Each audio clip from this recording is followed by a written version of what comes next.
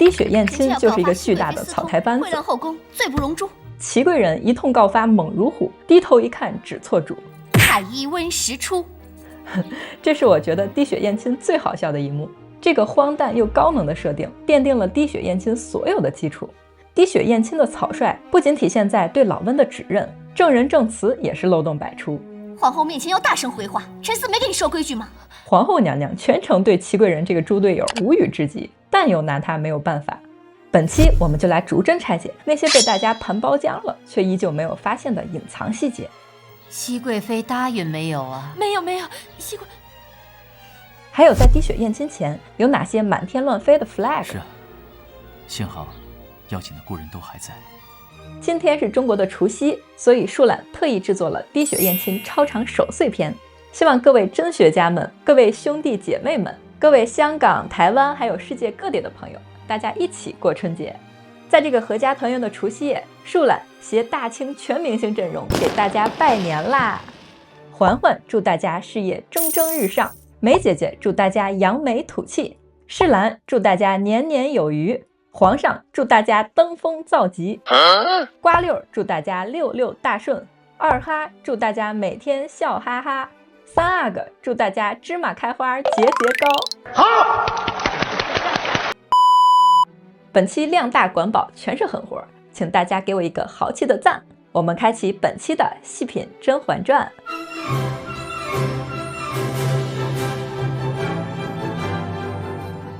哎，放錯了，我們開啟春節篇細品《甄嬛傳》。在滴血驗親這出大戲開場前，一直在鋪墊一個矛盾，就是甄嬛和祺貴人、甄家和瓜家的矛盾。畢竟熹妃回宮後的頭等大事兒就是為甄家平反，所以回宮這1年多以來，她從未停止對皇上的施壓。剛回宮還沒站穩腳跟時，她通過蘇妃敲邊鼓：“哎呦，皇上您這麼辦，可沒辦到娘娘的心坎上。皇上何不讓她見見其他的家人？”大權到手後，直接遠程喊話：“只是本宮家父仍是罪臣，皇上雖開恩召了2位老人家回來，可又有什麼意義？”而皇上的態度主打一個拖，直到滴血驗親前夕，他才明確告訴甄嬛：“你父母進宮的事兒黃了。”我們來看這段劇情啊，看似拉家常，實際上每句話都是權力博弈。永壽宮內部正在開小會，商量着怎麼對付負寵的安嬪。甄嬛眼見玲瓏憑借春節聯歡會上的才藝表演再次翻紅，於是翻出一個鐲子。這東西還是原來皇上賞的，如今這樣的好東西已經少見了。等一下你親自拿去延禧宮送給他吧。大家細品甄嬛對這個鐲子的態度，雖然是少見的好東西，但是滿臉嫌棄，轉手就送給討厭的人。再對比收到珊瑚手串，恨不得天天漢子在手上。掌上珊瑚連不得，卻叫一座上養花。甄家姐妹果然都不愛金玉珠寶，這裡就呼應了玉嬈的點評：這位王爺心思倒也別緻，不似尋常俗物只懂送些金啊玉啊的。尋常俗物是誰啊？請大家把他的名字打在評論區。浣碧攔住說：“如今上貢的翡翠1年不如1年，你卻讓我拿給他。”奴婢只可惜了這麼好的翡翠。什麼可惜不可惜的，也說給朕聽聽。浣碧很有意思啊，甄嬛回宮後送人禮物，經常被浣碧攔下。小主忘了他先前的樣子了嗎？送給他這麼好的料子做什麼？在浣碧看來，把這麼好的東西送給對手，純屬浪費。其實這裡甄嬛送禮是一種政治手段，皇上喜歡誰，他就要和誰表演姐妹情深。這個小插曲呢，其實是編劇在故意刻畫浣碧的短板。他這些年雖然沉穩了不少，但依舊缺乏政治眼光，看重物質的得失，為後面他雖然如願成為王府主理人，但卻不得人心埋下伏筆。浣碧抱怨的話正好被皇上聽見，這可把嬛嬛嚇壞了，罕見的責罵了外面的看守。外頭的奴才好不懂事，皇上來了也不通傳一聲。皇上捋着手串，有些窘迫的解釋：“我是怕你再午睡，就沒吵你。”沒想到你們主僕正在說悄悄話。老登肢體語言很豐富啊，大家覺得皇上聽見了嗎？估計是聽見了一部分。大家看他剛進來時這個警惕的表情，皇上可是九子奪嫡的老手了，即使只聽見幾個字，他也能猜出原委。但他看到熹貴妃有點雞頭白臉，只好矮下身段開玩笑。畢竟皇上這次上門還有特殊目的，可不能為了這種小事兒得罪熹貴妃。嬛嬛一個轉身就想好了對策，解釋說：“我正讓浣碧找東西呢，你看看這東西怎麼樣？”皇上對各路金玉首飾那可是門兒清，一下子就認出來了，說：“這好像是上次我賞你的。”你一向不捨得帶，好好的尋它出來做什麼？聽聽，老登送的禮物學名叫賞賜。皇上說：“你一向不捨得帶，其實暗含責備和試探。送禮的人當然是希望看到對方喜歡，天天帶在身上了。皇上從沒見甄嬛帶過，就知道她是不喜歡，而不是不捨得。”嬛嬛現在全是技巧，沒有感情，說：“正因為臣妾捨不得帶，才要拿出來送給安妹妹。連浣碧都說，這樣好的翡翠，若不配美人，放着也可惜了。”哎，這就把浣碧的話給圓上了，面子上過得去就行，誰還管老登到底怎麼想的呀？皇上點點頭說：“皇後也賞了不少好東西，光內務府封的東西也夠豐厚了。”短短一句話，滿滿都是皇權的风向標效應。安嬪嗓子壞了，成為弃子的時候，連過冬的炭火都沒有。皇後過去救濟，也只是送了不咋值錢的炭火和棉被。現在皇上喜歡她，各方勢力就加倍奉迎。皇後的態度也變成了厚賞，这是要拿着皇上賞的東西去借花獻佛了，還得要問問皇上依不依呢。本來也沒想問他，這不正好被正主撞見了，只好象徵性的詢問。結果皇上說：“朕倒瞧着，最近你手上多了個珊瑚手串，倒是挺好看的。”這話可絕對不是隨口一問啊！皇上是一個疑心病極重的人。大家看，他提問完還用這種審視的眼光盯着熹貴妃，就說明他是在打探。我送你的玉鐲子不戴，倒是天天戴一個珊瑚手串，不知道是什麼來歷呀？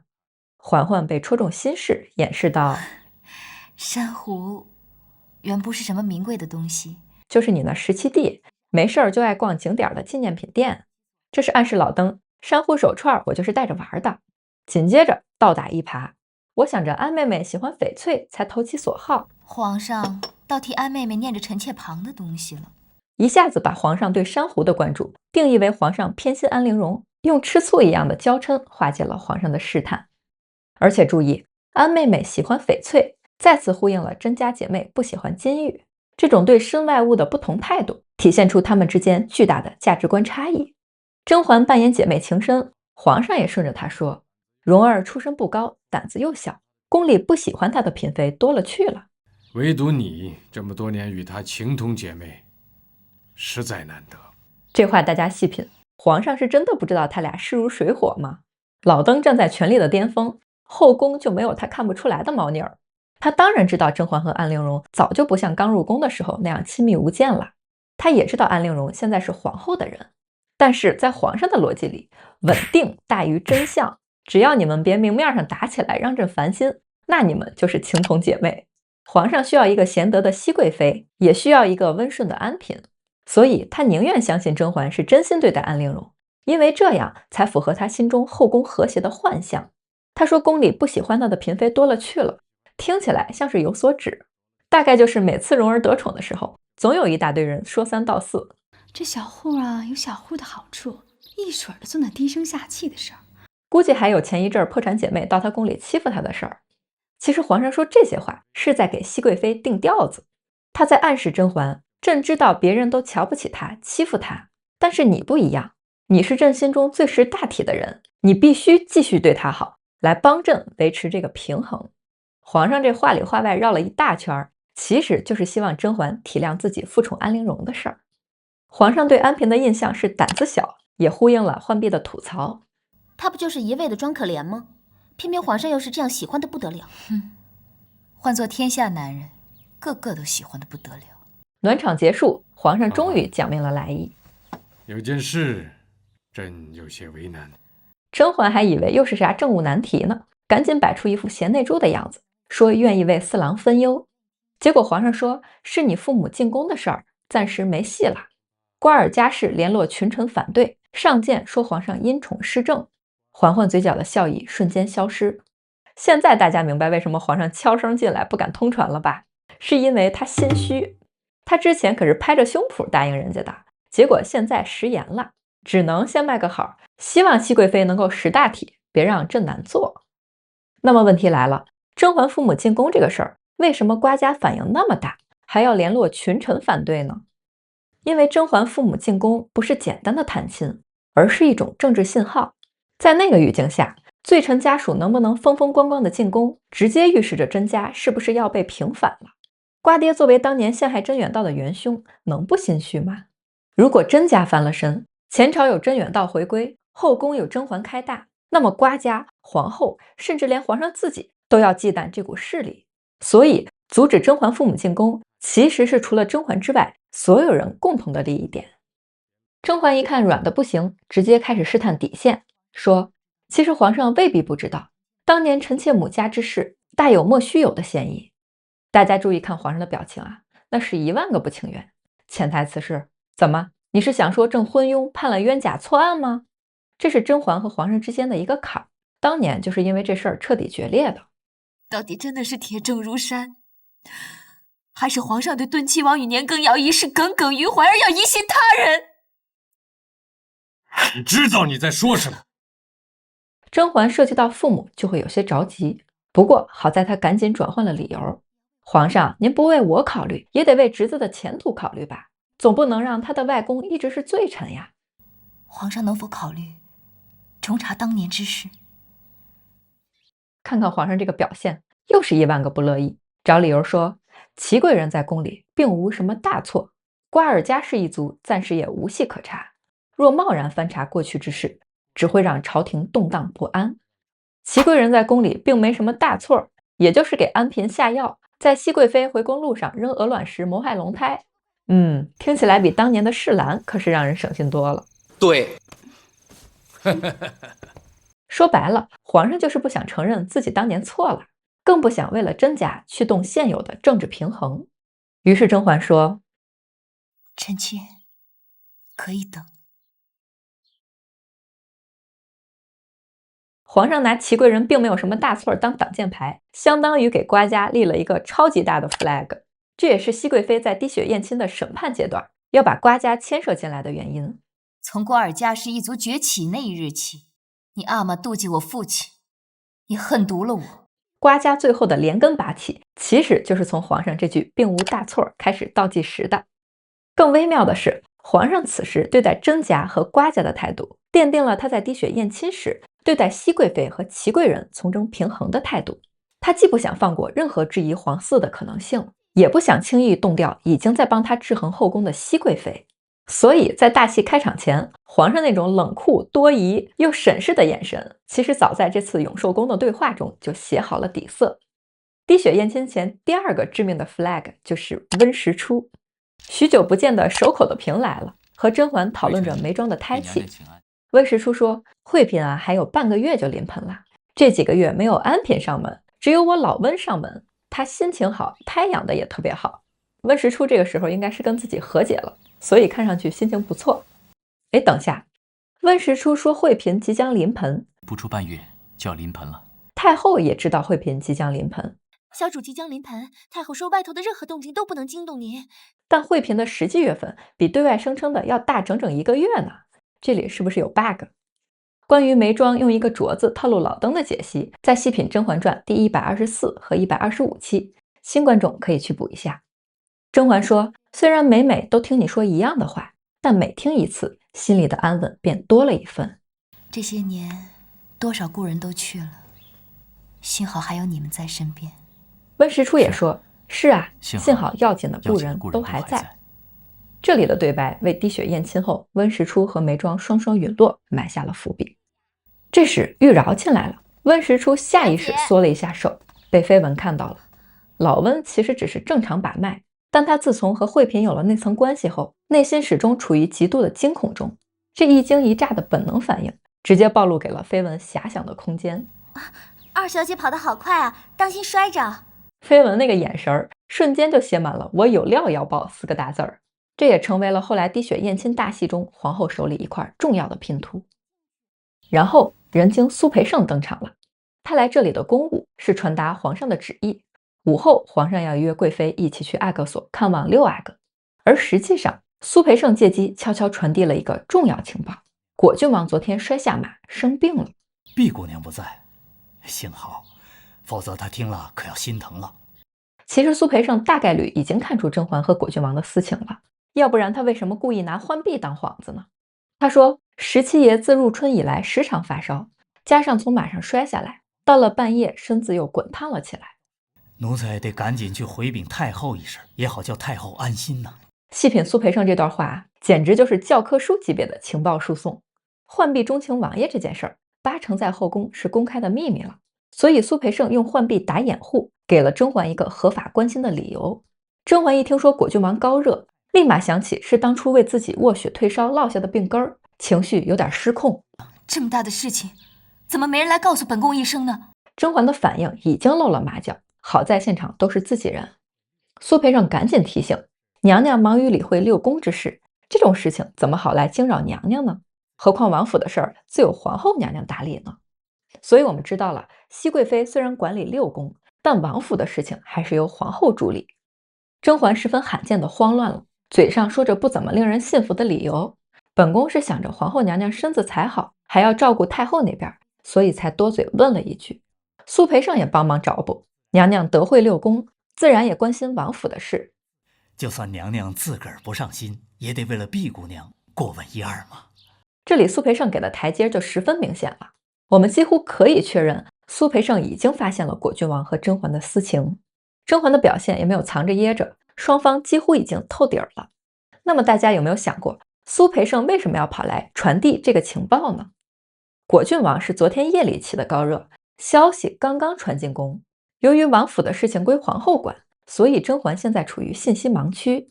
蘇培盛心裡太清楚了，一會兒皇上就要和甄嬛一起去阿哥所，萬一皇上一不小心談論起來，以甄嬛現在的心理承受能力，大概率會當場破防。所以蘇培盛是來提前打一個預防針兒，同時這也是蘇培盛的 double check。如果說之前果郡王把寧輝堂裡所有的合歡花都送給甄嬛的行為只是讓蘇培盛感到疑心，那麼現在甄嬛這個慌亂的反應直接實錘了他們之間的私情。蘇培盛的這次確認至關重要，他是要帶着這樣一個信息認知去參加滴血驗親的。所以在解讀滴血驗親時，我們要站在這個基礎上去解讀蘇培盛的每一個行為。關於果郡王把合歡花送給甄嬛的分析，在細品《甄嬛傳》133期視頻，新觀眾可以去補一下。果郡王生病，浣碧離宮照顧，是滴血驗親的一個重要設定。我們來看果郡王病榻前後的兩段戲，非常精妙地刻畫了浣碧和果郡王之間認知的巨大差異。云裡在高熱期間神志模糊，看到浣碧時，眼前浮現的是甄嬛的身影。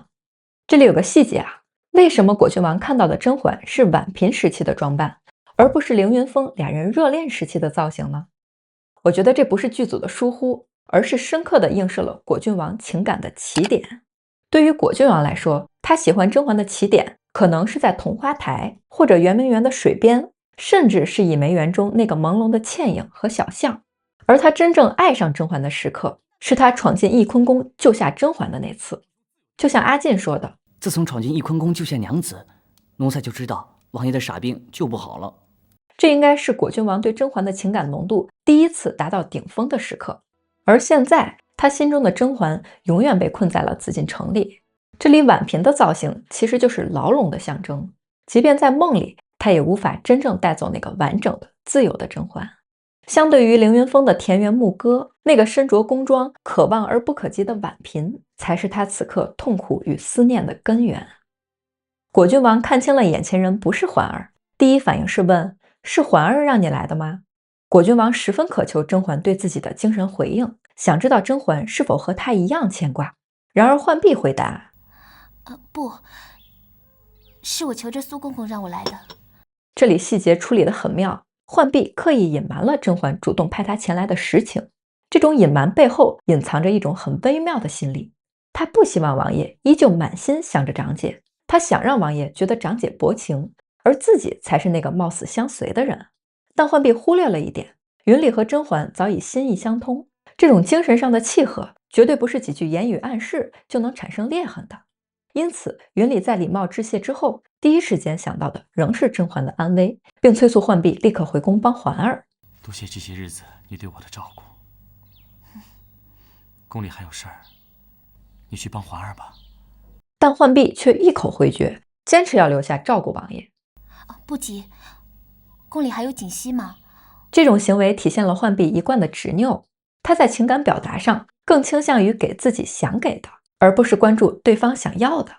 面對這種無法溝通的神情，果郡王很無奈，轉身留下一句“隨你吧”。幾天後，果郡王再次提出對環兒處境的擔憂，浣碧細心地為他披上斗篷。果郡王嘴上說着感謝，手卻順勢搶過了斗篷，自己繫好。這個下意識的動作是在刻意拉開社交距離。然而浣碧無視了這種疏離感，強調道：“哎，咱們是自己人。王爺要是謝我，那就是見外了。”在這場对話裡，浣碧滿心滿眼都是果郡王，而果郡王從頭到尾都沒有看過浣碧一眼，兩個人的對話也始終不在同一個頻道。你看那天上的风筝，看着飛得那麼高，其實只有游絲一線牽着，多不牢靠啊。风筝是那一年送他的生日禮物，而現在這隻單飛的風筝暗示着甄嬛繁華景象背後的危險處境。甄嬛雖然有貴妃之位，協理六宮之權，卻沒有家世依靠，甄家一直都不能洗刷冤屈，而皇後一黨又虎視眈眈，皇上的疑心、朝堂的局勢都像風箏線一樣極不牢靠。而且甄嬛回宮後，關於雙生子的流言滿天亂飛，果郡王對照她的生產月份，還有靈犀公主的封號，應該不難推測出雙生子並非皇上血脈，所以他才會如此擔憂甄嬛的處境。果郡王好歹也是經歷過九子奪嫡的人，一直都擁有敏銳的政治嗅覺。他現在把甄嬛比作風筝，其實是透過現象看到了本質。這隻風筝就是滴血驗親的第3個 flag。然而旁邊的浣碧是一個字兒都沒有聽懂，滿臉幸福地回應道：“原來王爺喜歡看風筝。”這個認知差異真的令人心疼。雲裡是在憂慮生死，浣碧卻在揣摩他的小愛好。雲裡不得不直白地解釋道：“我是覺得環兒現在處境就像那隻風箏。”然後再次催促浣碧回宮幫忙。浣碧，我已經好了，你回宮幫環兒吧。但浣碧再次絕了果郡王。王爺不必擔心，娘娘有皇上，有皇上的孩子，她什麼都不怕。浣碧這句話看似在寬慰雲裡，實際上是在扎他的心。他試圖提醒雲裡，甄嬛已經回到皇上身邊了，有了依靠，還有了他們的孩子，你就不要再想他啦。這種潛意識裡拆 CP 的行為，悄悄暴露了浣碧內心深處對甄嬛的嫉妒。浣碧其實不太會愛別人，他雖然喜歡王爺，關心王爺，但他並不懂王爺，不明白他在乎的到底是什麼。雲裡此刻在想什麼？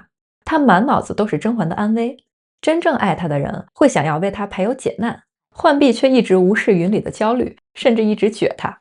浣碧的認知邏輯是：我不管你想要什麼，我只給你我想給的。這種愛本質上是一種占有。相比之下，同樣傾慕王爺的葉瀾依就會愛屋及烏。他因為愛慕王爺，所以誓死也要保護王爺所愛之人。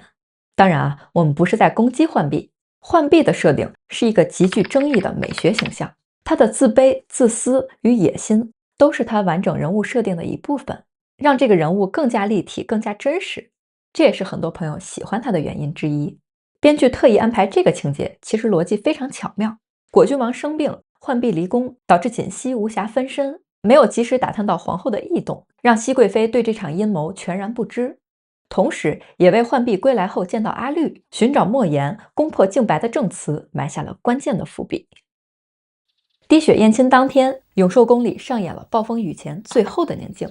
槿汐一邊幫甄嬛美甲，一邊問皇上最近怎麼沒到後宮來呀？甄嬛說：“前朝事情太多，加上要設軍機處，皇上忙不過來。”這裡我們要看懂背後的權力邏輯。軍機處在歷史上是雍正7年因為用兵西北而設立的，軍機處總攬軍政大權，歸皇上直接管轄。這就標誌着皇上在鏟除了敦親王、年羹堯、隆科多之後，進入了權力巔峰。他此時忙於朝政，少進後宮，像極了《甄嬛傳》開篇皇上10多天都不去後宮的形式。那時候皇后是被華妃壓着打，現在皇後是被熹貴妃壓着打。這裡皇上不喜歡進後宮的描述，暗示他現在和熹貴妃已經沒有了感情，只有政治權力的互相利用。加上此前因為給甄家平反的事兒鬧得不是很愉快，所以皇上再次進入了情感真空期，為後面瘋狂追求玉娆埋下伏筆。然後槿汐和甄嬛提到了景仁宮2個可疑的動向。第一是皇後這幾天看着特別有精神，所謂人逢喜事精神爽，皇後正憋着勁兒醞釀滴血驗親的大項目，自然神采奕奕。第二個疑點是，祺貴人開始修身養性了，放着宮裡專業的寶華殿法師不用，非要從外頭請個姑子來講經。奴婢聽說，祺貴人總說自己身上不舒服，又說總見着那幾個寶華殿的師傅，看着就心煩。左不過是請了国司里的師傅來講經吧？這兩個情報要是放在平時，以槿汐的機敏，肯定會深挖。可惜皇后防了一手，故意派情報處處長去給新來的宮女教規矩，切斷了甄嬛的耳目。這招就叫專業兌現，先屏蔽信號塔，再準備越塔強殺，打的就是熹貴妃一個措手不及。就在這暗流湧動的緊張氣氛裡，唯有玉娆仿佛置身於鬥爭漩渦之外。她提到一個細節，花房培育出了鳳仙花的新品種，叫醉胭脂，拿來染指甲最好看。這是一個非常重要的細節。過去女子用鳳仙花染指甲，必須用白矾來固色。在原著中，滴血驗親那碗有問題的水，正是甄嬛利用指甲上殘留的白矾，順水推舟嫁禍給了皇後。雖然電視劇修改了邏輯，讓皇後成為那個往水裡加白矾的人，但編劇依舊保留了關於醉胭脂的對話，為滴血驗親中的白矾埋下了重要的邏輯伏筆。就在這個溫馨的氛圍中，景仁宮的頭號打手江福海登場了。給貴妃娘娘請安，皇后娘娘，請您即刻前往景仁宮一趟。就此，滴血驗親正式拉開帷幕。祺貴人，你一定要向本宮告發熹貴妃，還要本宮請來後宮眾人，到底所為何事啊？臣妾要告發熹貴妃私通，穢亂後宮，罪不容誅。皇後從不說廢話，一個開場白完成了3重目的。第一個目的，風險隔離。皇後作為後宮之主，絕對不能親自下場手撕貴妃，那樣不僅吃相難看，還會落下不能容人的話柄。而讓祺貴人充當出頭鳥，如果贏了，那是皇後娘娘秉公辦理；如果輸了，那是祺貴人信口雌黃，皇後娘娘可以隨時斷尾求生。第二個目的，為事情定性。他特意強調是祺貴人告發，我並不知道發生了什麼事情，只是盡一個管理者的義務。這樣一來，熹貴妃的身份就被降級為了嫌疑人，自己的身份則從同謀洗成了金牌調解員，無形之中建立了祺貴人是原告，熹貴妃是被告，自己是法官的法庭結構。只要這個結構穩固，熹貴妃就必須按照皇後的節奏答話，陷入被動防禦的狀態。第三個目的，封死退路。皇後直接把所有人請到景仁宮來聽審，這種箭在弦上不得不發的氛圍，堵死了嬛嬛任何想要私下解決的可能性，同時也讓在場的所有嬪妃覺得這是一場正式的不可撤回的公審。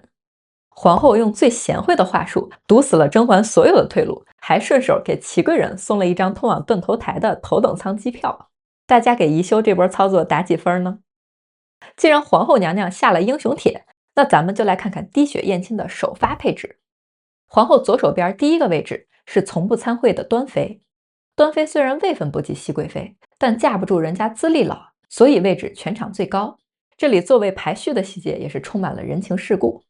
再往後，靜妃、祺貴人、新貴人依次排開。皇后右手邊依次是熹貴妃、安嬪、寧貴人、康常在和珍嬪。瞧瞧這架勢，現場除了身懷六甲的沈眉莊，後宮的當家花旦算是全員到齊了。這場戲不光前面坐着的人很重要，站在他們身後的後勤保障團也大有乾坤。皇後娘娘身後站着江福海、簡秋和惠春，這可是景仁宮的全明星陣容，可以說精銳盡出，擺明了是人人身上都背着 KPI 要大幹一場的節奏。反觀熹貴妃身邊就孤零零帶了個槿汐，這配置一看就是還沒進局，甚至不知道對面已經偷偷開團了。不僅在人數上吃虧，心理防備也還處於掛機狀態。值得注意的是，玲瓏身後罕見的帶了2個侍女，寶娟和寶阙。寶阙一會兒有大用，大家懂的都懂啊。同時有大用的還有寧貴人身後的阿綠，大家要留意一下這2個人是什麼時候消失的。此時窗外還是一片明亮，白晃晃的照着一屋子各懷鬼胎的人。而隨着滴血驗親的深入，熹貴妃處境越來越凶險，外面窗色也會一點一點陰沉下去，直到徹底黑透。臣妾要告發熹貴妃私通，穢亂後宮，罪不容誅。甄嬛聽到私通，感覺晴天霹靂，緊張地抓緊了桌角。皇后為顯公正，立刻嚴厲道：“更貴森嚴，齊貴人不得信口雌黃。”這裡首先給到小葉子低頭籌謀的鏡頭。皇後這個態度和老登進門後先給齊貴人一巴掌是一個意思，就是假裝公正。庶出夫婦的基本默契一直都是在的。皇後也就是做個樣子，沒想到齊貴人就非常單純的開始發誓：臣妾若有半句虛言，便叫五雷轟頂，永不超生。齊貴人敢這麼硬剛，不要命的衝在一線，一方面得益於皇後批的一手好 UA。大家還記得齊貴人被禁足的時候，皇后前去探望的時候說的話嗎？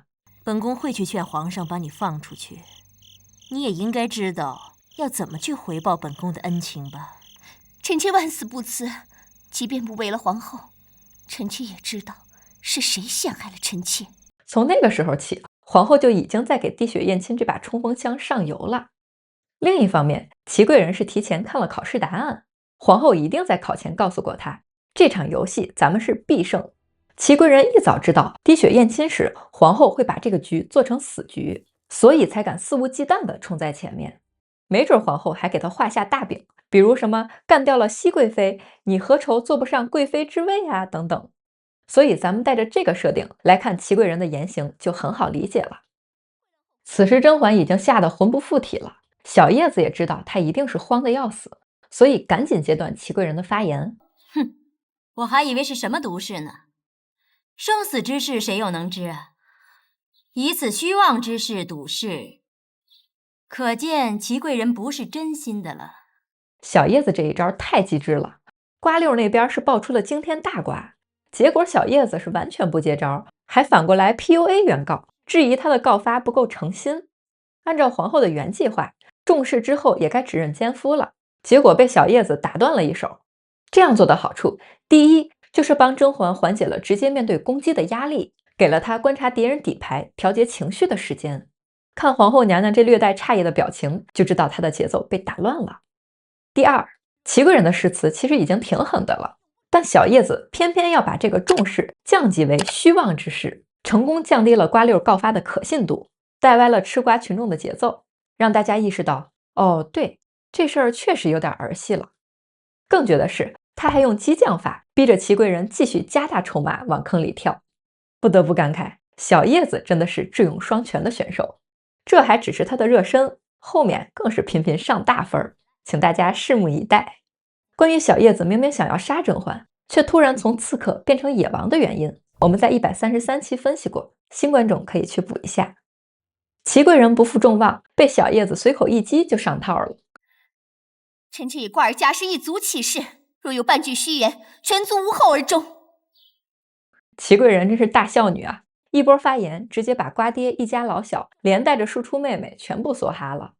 想想也合理，瓜爹總拿女兒當成升官發財的工具，憑什麼不能被女兒當成賭資呢？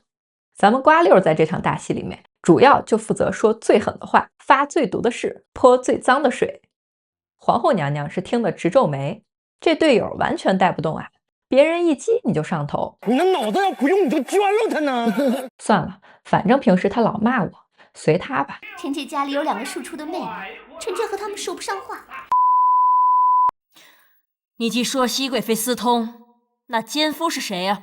皇后說這句話的時候，鏡頭給了甄嬛和葉蘭依的特寫，現場沒有人比他倆更緊張了，但同時又給了安陵容一個鏡頭，這就很有深意了。安陵容是滴血驗親中皇后戰隊唯一全身而退的人，這個我們後面再說啊。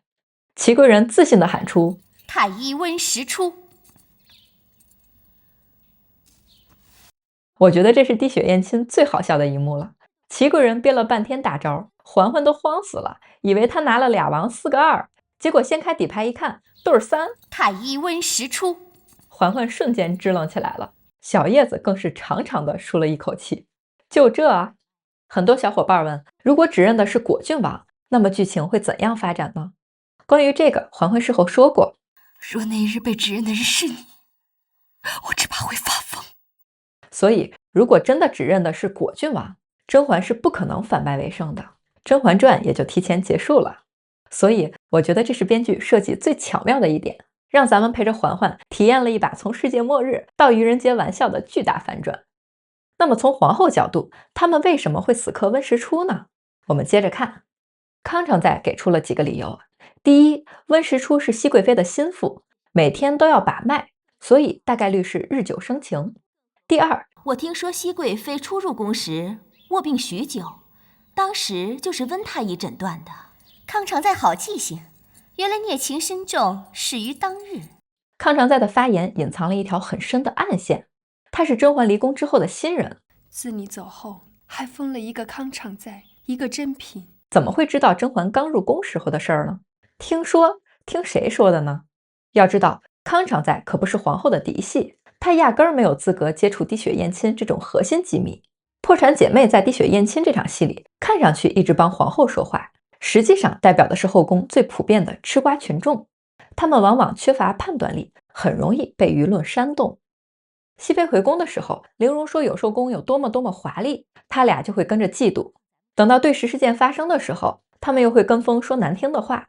等到玲瓏倒霉的時候，他們又會被浣碧煽動過去捣亂。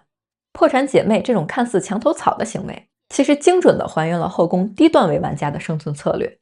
他們沒有強大的家庭背景，也沒有皇上的寵愛，所以他們的生存法則就是誰厲害我就跟誰，誰倒霉我就踩誰。由此我們可以推測，皇後在傳這個大局之前，很可能散播了大量甄嬛和溫實初的流言蜚語，先給大家餵點料，然後當祺貴人告發的時候，破產姐妹這些人的大腦就瞬間被激活了。皇後這招叫輿論先行。然後頂級玩家安陵容上線，借着舊事又補了一條，溫實初和甄嬛青梅竹馬。當然啊，人家是拐了800個彎子說的。你們怎麼能夠這樣揣測熹貴妃呢？熹貴妃剛入宮的時候病重，由溫太醫診治是情理之中的事。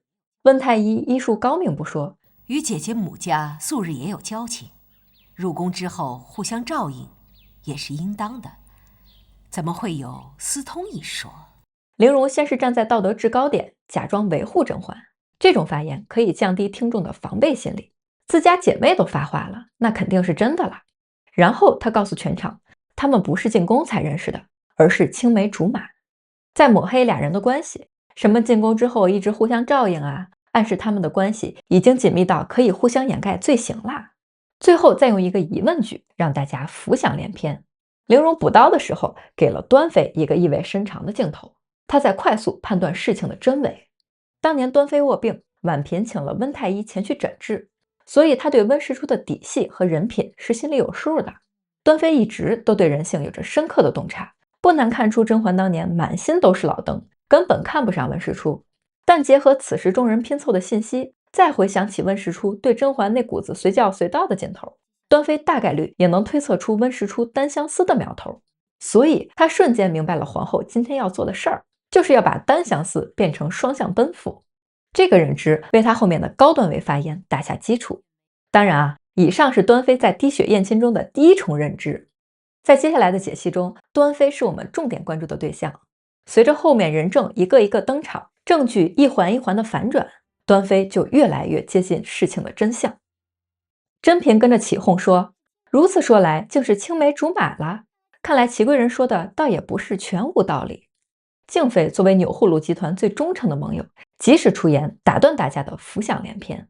你們幾個七嘴八舌胡言亂語，有何證據嗎？祺貴人順勢叫來了第一位證人。這裡不能怪敬妃給對手 Q 流程啊，大家也不知道皇後準備的這麼全面呀。把陈思佳的带上来。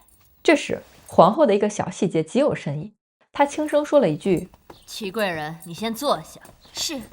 看起來像是場面調度，讓證人上場後接受全場的審問，但細品之下，我們也可以理解為皇後是在給祺貴人發暗號。你看，你別這麼急，你問都不問就自作主張帶上證人，好像我們提前排練過一樣，太假了。口水仗結束，第一位關鍵人物嫔兒。奴婢給皇後請安。嫔兒上來的第一句台詞就把皇後給暴露了。一個多年沒有進過宮，被搓磨成這樣的僕人，進來之後誠惶誠恐，連頭都不敢抬，居然能1秒鐘精準定位皇後，他連自家小姐都沒認出來呢。所以這就說明皇後事先見過他，串過口供。甄嬛認出故人，嫔兒看到多年未見的小姐，想喊又不敢喊出聲，只能憋在那兒一個勁兒的磕頭。你是嫔兒。這些細節都被端妃看在眼裡。嫔兒其實在《甄嬛傳》第2集就出场了，她的身份應該是甄夫人的貼身丫鬟。大家看，甄夫人下跪走路都是她近身服侍的，当年进宫探親也是嫔兒陪着去的。甄夫人那可是3品诰命夫人啊，可見嫔兒当年在甄府也是有头有臉的丫鬟，穿着打扮甚至比流珠還要光鲜几分，所以她能夠知道溫實初求親這種機密信息。這個長達62集的伏筆，直到滴血驗親才迎來了精準回收。最讓人唏噓的是這個強烈的對比，當年的嫔兒笑容舒展，渾身透着一股大戶人家的自信和幸福感，如今卻是一身粗布麻衣，眼神裡全是長期受折磨的怯懦。甄家倒台後的種種悲劇，通過一個丫鬟的境遇，無聲地刻畫了出來。祺貴人骄傲地介紹，熹貴妃還認得她，她是我們瓜府裡陳四的媳婦兒。當年甄府獲罪，所有奴僕全部充公变賣，要不是我家買了她，給她口飯吃，現在早就餓死街頭了。祺貴人說這些的心理，其實是對甄家打擊報復的事情洋洋得意。當年瓜爹就一直嫉妒甄遠道，給他穿小鞋設陷阱，後來終於頂替了他。祺貴人的發言就是在諷刺甄嬛，你現在再風光又如何？你家的高等侍女在我手裡過得像豬狗一樣。面對昔日母親的侍女，甄嬛說：嫔兒，有什麼話起来再說。意思是這裡有我給你撐腰，不用怕。她試圖用昔日的溫情和尊嚴感拉攏嫔兒，但嫔兒估計經歷了多次的恐嚇、威脅和證詞排練，並不敢輕易投向熹貴妃的懷抱。奴婢不敢。祺貴人呵斥她：囉嗦什麼？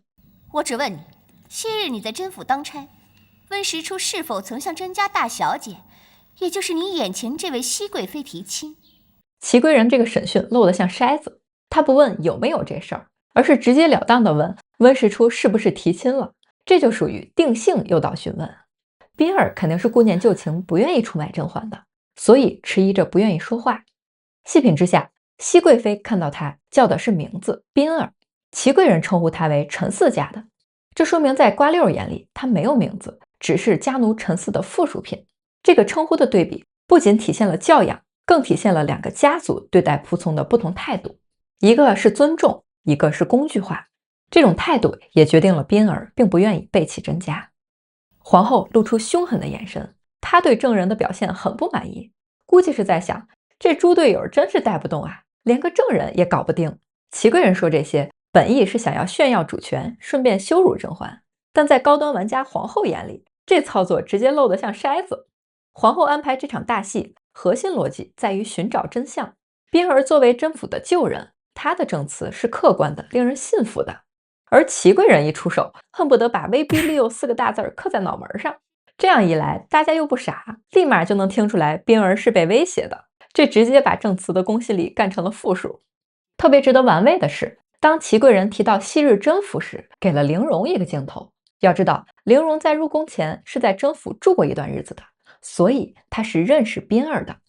她看着舊人，回想起當年自己一貧如洗，借住在甄府，事事都要受人恩惠賞賜的日子，流露出凶狠的目光。祺貴人見對方不答話，於是再次出言恐嚇：皇后面前要大聲回話，陳四沒給你說規矩嗎？意思是你好好回憶一下你老公是怎麼打你的，快點按照排練的說。嫔兒只好說，選秀半月前溫太醫曾上門提親，不过不是當着老爺夫人面說的，是私下裡到熹貴妃面前說的。嫔兒滿臉寫着被迫營業，說到關鍵處還要看看祺貴人臉色，尤其是最後一句強調私下說的，這應該是祺貴人特意要求的證詞。因為如果是拎着大禮帶着媒人光明正大的到甄府提親，那叫誅九族啊，不是。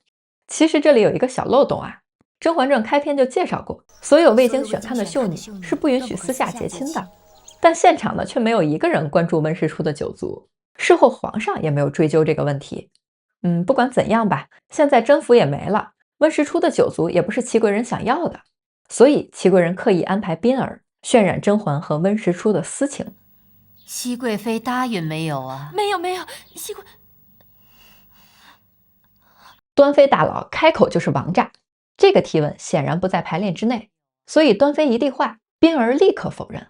這簡單的8個字背後，至少藏着8萬個心眼子。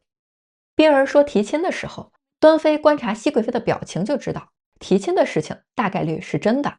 結合甄嬛並不喜歡溫實初的事實，那她大概率是拒絕了。所以冰兒的證詞就有了突破口。得益於祺貴人的精湛演繹，所有觀眾都看出冰兒受到脅迫，所以端妃大膽遞話，在祺貴人開口之前詢問，一下子駁倒了這個重要證人。靜妃趕緊打配合，給事情定性。哎，人家根本就沒答應嘛，你這個瓜不熟。臣妾以為，如果熹貴妃和溫太醫有心的話，恐怕今日就不在宮中了。可見熹貴妃心胸坦蕩，與溫太醫並無私情啊。祺貴人繼續硬剛，說當日熹貴妃是看不上一個小小太醫，但若熹貴妃從前並無半點意思，溫太醫又怎會貿然前去提親？可見是有青梅竹馬的情分在的。祺貴人說甄嬛看不上一個小小太醫的時候，還給了玲瓏一個低頭思考的表情。他可能是在想，一個小小的太醫，甄嬛看不上，那眉莊到底看上老溫啥了？不得不說啊，每個表情都是細節。臣妾不信青梅竹馬，只相信緣分天定，百轉千回也能相聚，絕非人力可改。這是甄嬛今天第一次正面回應，一出手就是高級的詭辯。我不信青梅竹馬，意思是溫實初提親只是他一廂情願，與我無關。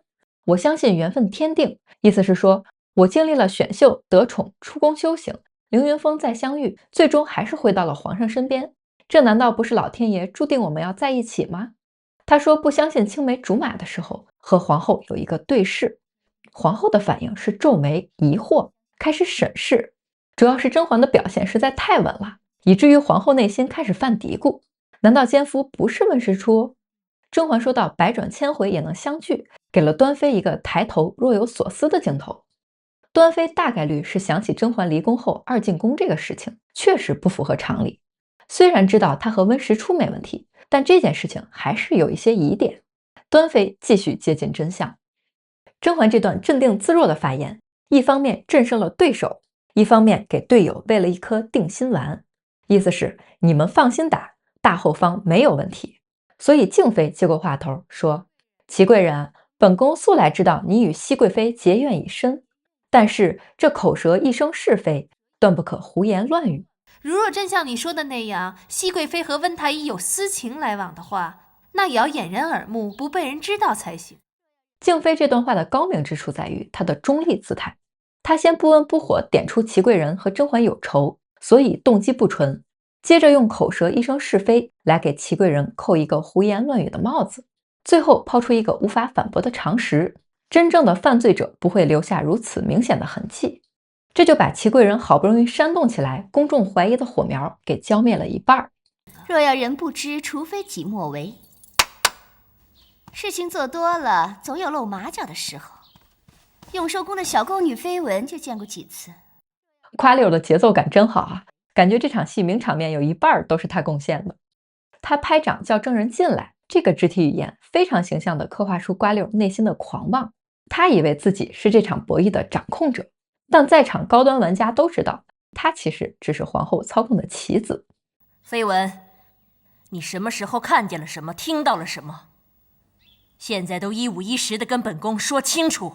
前面的证人證詞實在太拉胯了，被人三言兩語就駁倒了。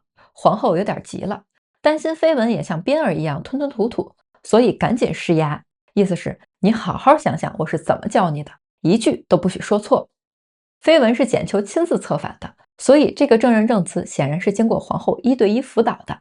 相比於邊兒那種身在瓜營心在漢的糾結感，緋聞的證詞簡直就是把甄嬛往死裡整，半點情面都不留。為了坐實私情，緋聞當眾背誦了一段很有畫面感的小作文。他說啊，那天屋裡沒有旁人，只有甄嬛和溫實初孤男寡女，倆人不僅手拉着手，還你看着我，我看着你，靜靜地坐着。最絕的是，他還特意拋出一個硬核的細節，說溫實初袖口翻出來一截，繡着一朵舞瓣竹葉，最後還要給自己加戲，說是因為怕被滅口，才不得已找祺貴人尋求保護。這段證詞可以說是採用了高級的謊言技巧，屬於是實話混着假話說，還要加一些細節，增加證詞的可信度。舞伴竹葉是真的，人也是真的，但拉手和對視全靠腦補，這種半真半假的陷害最惡毒，因為你沒法全盤否定它。不過這也就糊弄一下破產姐妹這種吃瓜群眾，在場的高端玩家一下子就听出其中的貓膩兒，不再關注緋聞，而是紛紛看向了皇後。這台詞編得這麼順，背後是誰在操盤？大家心照不宣。小葉子也不耐煩地翻了個白眼兒，什麼粗制濫造的謊言，全是漏洞。皇後眼看火候到了，立刻接管了戰局。事關重大，請溫太醫来景仁宮問話。他不給甄嬛任何辯駁的機會，也不再給祺貴人犯蠢的空間，趁亂趕緊把溫實初這個緋聞男主角拉進場。他要把事情鬧大，鬧得不可收場，因為他明白，在這深宮裡，真相往往沒有那麼重要。只要皇上的疑心和輿論被點燃了，甄嬛就算渾身是嘴也說不清了。故事發展到現在，窗外天色還早，真正的神仙打架刚刚拉開帷幕。下一期我們將迎來《甄嬛傳》史上最強的法庭辯論，看嬛嬛如何上演教科書級別的拆解偽證。看來緋聞的記性不大好啊。如果這期超長守岁篇大家看爽了，還請給我一個豪氣的讚，讓更多真學家看到這期視頻。關於後面的劇情，大家有哪些腦洞，一定要在評論區告訴我，咱們集思廣益，一起來拆解接下來的劇情。最後，祝大家度過一個愉快的春節假期。我是樹懶，我們下期景仁宮再見啦，拜拜。你伺候本宮，不把心思放在正經事兒上，到日日流血哪位太医的手搭了本宮的手，翻出來的袖口上繡了什麼花樣？